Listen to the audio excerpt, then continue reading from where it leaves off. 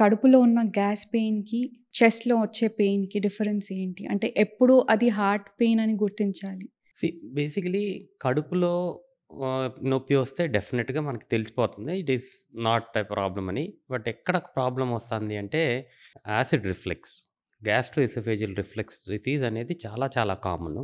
And cardiac problems కూడా చాలా ఎక్కువగా యంగ్‌స్టర్స్‌లో మనం చూస్తాం జరుగుతుంది. It's a challenging thing to differentiate these 2 things. So, ప్రతి ఒక్కళ్ళకి తెలియాల్సిన విషయం. సో, మోస్ట్ ఇంపార్టెంట్ థింగ్ ఏంటి అంటే సెంటర్ ఆఫ్ ద చెస్ట్‌లో పెయిన్ వస్తుంది. చాలా heavy pain hmm. Which is not related to food intake. ఫుడ్‌తో సంబంధం లేకుండా కొంచెం ఎగ్జర్షన్ వల్లనో, స్నానం చేసి బయటకొచ్చినప్పుడు కూడా పెయిన్ రావచ్చు. మెట్లు ఎక్కుతాంటే పెయిన్ రావచ్చు. ఏదన్నా ఆడిన తర్వాత పెయిన్ రావచ్చు. ఎక్సెసివ్‌గా ఎక్సర్సైజ్ చేసొచ్చిన తర్వాత పెయిన్ రావచ్చు. ఇలాంటి chest pain if it is associated with sweating, హ్మ్. కొంచెం నాజియా అండ్ వామిటింగ్ ఉంది అంటే ఫస్ట్ అండ్ ఫార్‌మోస్ట్ థింగ్ మనం ఆలోచించాల్సింది డెఫినిట్‌గా ఇట్ ఈస్ హార్ట్ ప్రాబ్లమ్ అనే ఆలోచించాలి. ఓకే. యాసిడ్ రిఫ్లెక్స్ వల్ల వచ్చే pain most of the time it is related to food. తిన్న తర్వాత మంటలాగా, కొంతమందికి నొప్పిలాగా వస్తుంది. మంటలాగా వచ్చినా కన్‌ఫ్యూజన్ ఉండదు. బట్ నొప్పిలాగా వస్తుంది. సెంటర్ ఆఫ్ ద చెస్ట్ సిమిలర్‌గా హార్ట్ పెయిన్ ఎలా ఉంటుందో ఇలాగ కన్‌స్ట్రిక్టింగ్ పెయిన్ ఉంటుంది.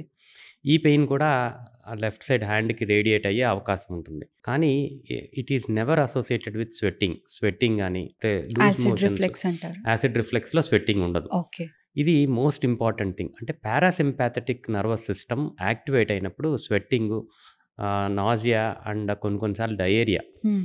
ఇయన్నీ గ్యాస్ట్రోఇంటెస్టైనల్ సింప్టమ్స్. కానీ పారాసింపాథెటిక్ నర్వస్ సిస్టమ్ యాక్టివేట్ అవుతాంది అంటే ఇట్ ఈస్ కార్డియాక్ పెయిన్.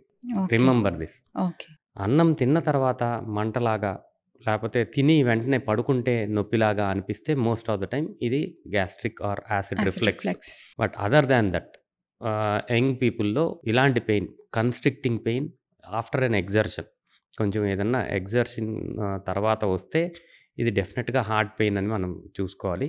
ఇక్కడ మోస్ట్ ఇంపార్టెంట్ థింగ్ ఏంటంటే cardiac pain is always an emergency. Hmm. Acid reflex is never an emergency. So, మనం ఇక్కడ కూర్చొని డిఫరెన్షియేట్ చేసేదానికన్నా యంగ్ పీపుల్‌లో మనం ఈ మధ్య చాలా కార్డియాక్ ప్రాబ్లమ్స్ చూస్తున్నాం కాబట్టి, ఇలాంటి ప్రాబ్లమ్ వస్తే డెఫినిట్‌గా కార్డియాక్ ఎవాల్యుయేషన్ చేయించుకున్న తర్వాతే you can think of the other things. Okay. Musculoskeletal పెయినా, యాసిడ్ రిఫ్లెక్సా, లేపోతే ఏదైనా సర్వైకల్ స్పాండిలైటిస్ వల్ల వచ్చిందా అనేది అది నెక్స్ట్ స్టెప్.